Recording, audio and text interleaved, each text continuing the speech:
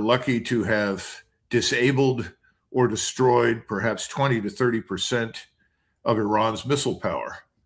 I don't think we've had the impact on that at all that is claimed. And I've watched the air campaign from a distance, and I've seen something I've seen before from the Air Force. The Air Force reaches a certain point and it runs out of genuine military targets. And then it says, what do I do?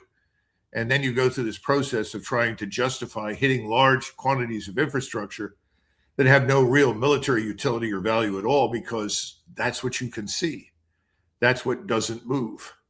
So I think we're engaged in an effort to, quote unquote, destroy Iran, destroy its infrastructure, try to make its population as miserable as possible. But we haven't achieved, contrary to what they're saying, all these great goals and objectives. And as far as a nuclear capability is concerned, I would say that whenever this conflict ends, very shortly thereafter, Iran will probably have a nuclear weapon.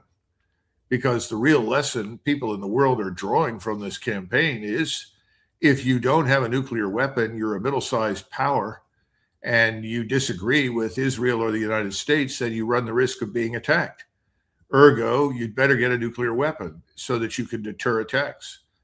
So I don't see where any of his goals have been met. The other thing is, he seems to think that Iran shut down the Strait of Hormuz. No, it didn't. Lloyd's of London shut it down because a war broke out. Why did the war break out? Because we started the war. We caused the Strait of Hormuz to be shut down because no one wants to risk moving their tankers through the place. So you've gone from 75 oil tankers every day down to perhaps 3 or 4, a total of perhaps 150 or more ships.